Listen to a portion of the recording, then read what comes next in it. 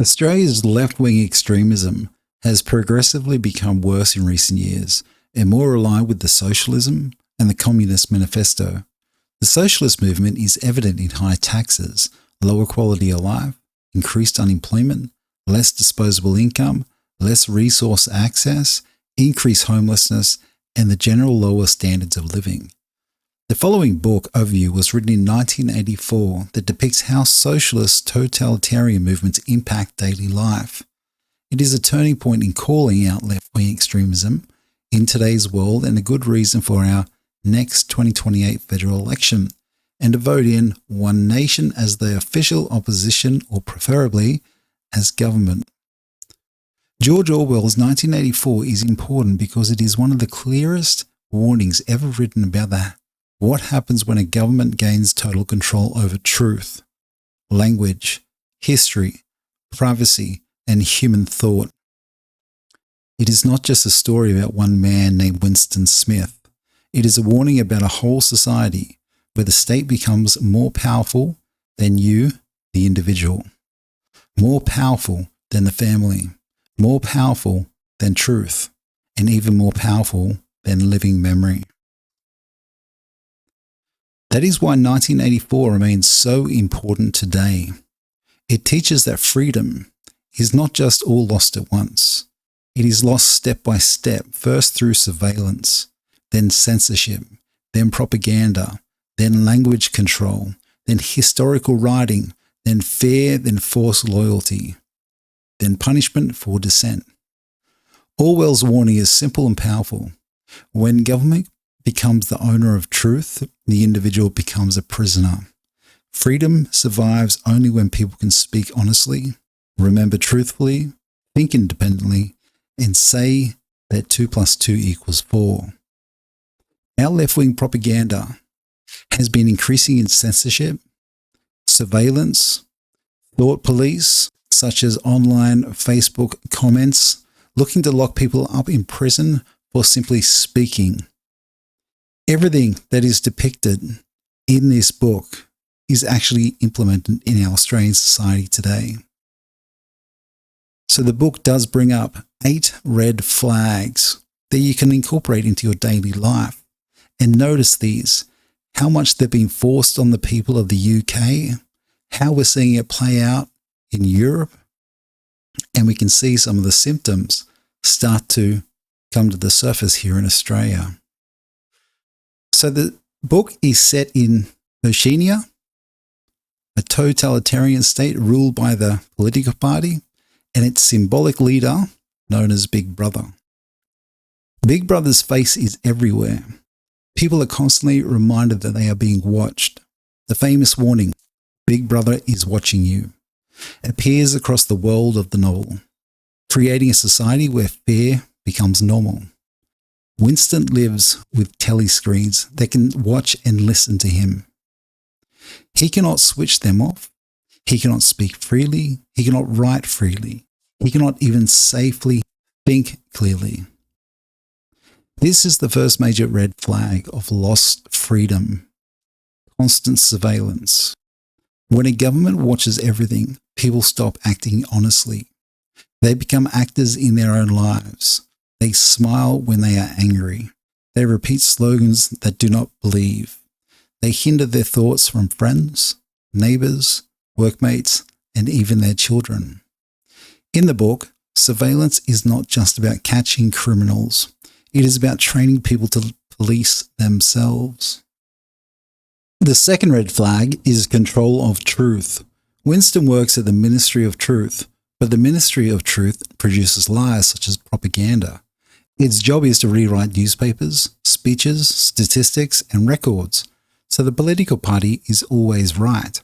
If the party makes a prediction and the prediction fails, the record is changed. If the party changes enemies in a war, the old records are destroyed. The people are then expected to believe that the new version was always true. Orwell shows that when government controls the past, it controls the present. When it controls the present, it controls the future.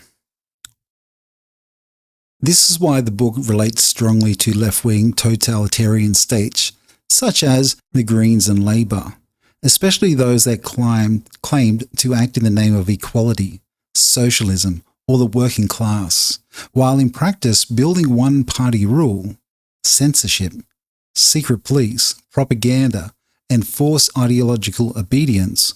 Orwell was deeply critical of the Stalinist-style systems because they used the language of the libertarian while crushing the individual people. In the novel, the ideology is called INGSOC, meaning English socialism. But Orwell's point is not that every left-wing idea automatically becomes tyranny. His warning is more specific. When any political movement claims moral purity, demands total loyalty, controls speech, controls history, and treats dissent as evil, it can become totalitarian.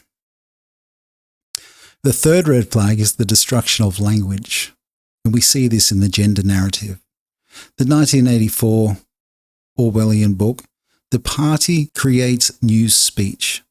New speech is designed to shrink language, so people eventually cannot express rebellious thoughts. If words like freedom, justice, conscience, and truth are emptied of meaning or removed, then people lose the tools needed to resist the political party.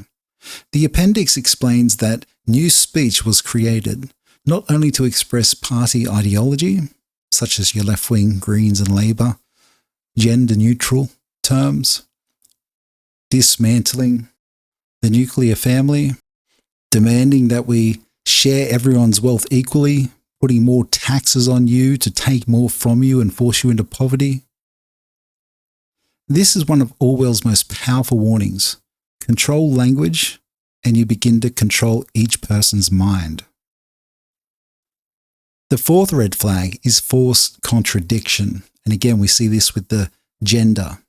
The party's slogans are war is peace, freedom is slavery, and ignorance is strength.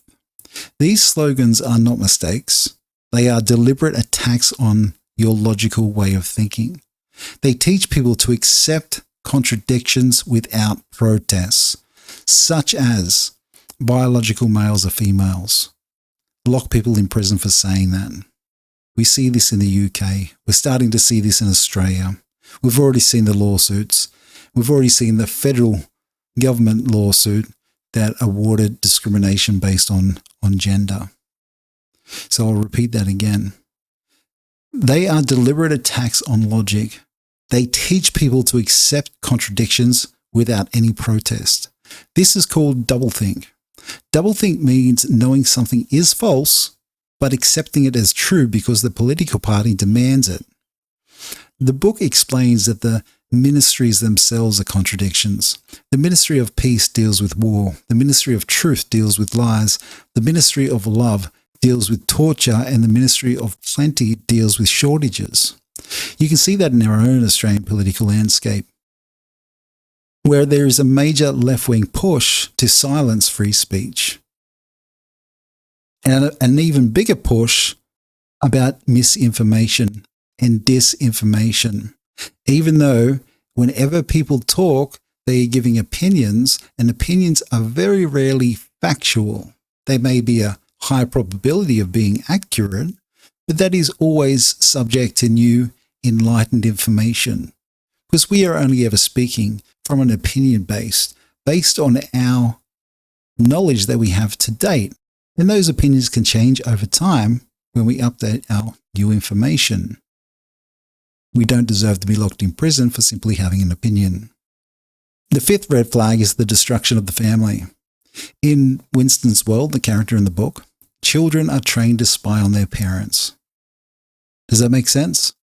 In schools, children can get reaffirming care without the parents' knowledge, separating the individual families. It's already playing out in Australia. Loyalty to Big Brother replaces loyalty to the mother, the father, the husband, the wife, or the friend. This is essential to totalitarian control because private relationships create private trust, and private trust threatens the state control. If a government can make children fear their parents, and parents fear their children, then the individual has nowhere safe to stand and has lost all power.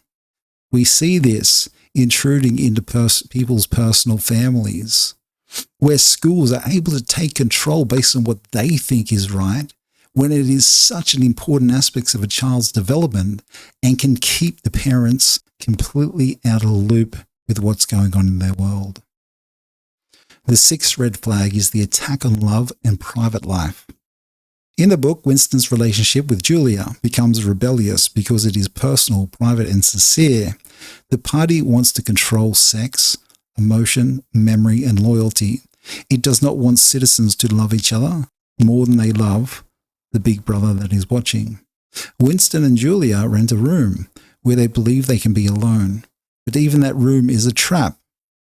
Their private world is destroyed because totalitarian power cannot tolerate any space outside its reach. It needs to monitor everything in your existence, your phones, your computer, your Bluetooth in your car, everything that is in our system today. The seventh red flag is permanent war and permanent crisis.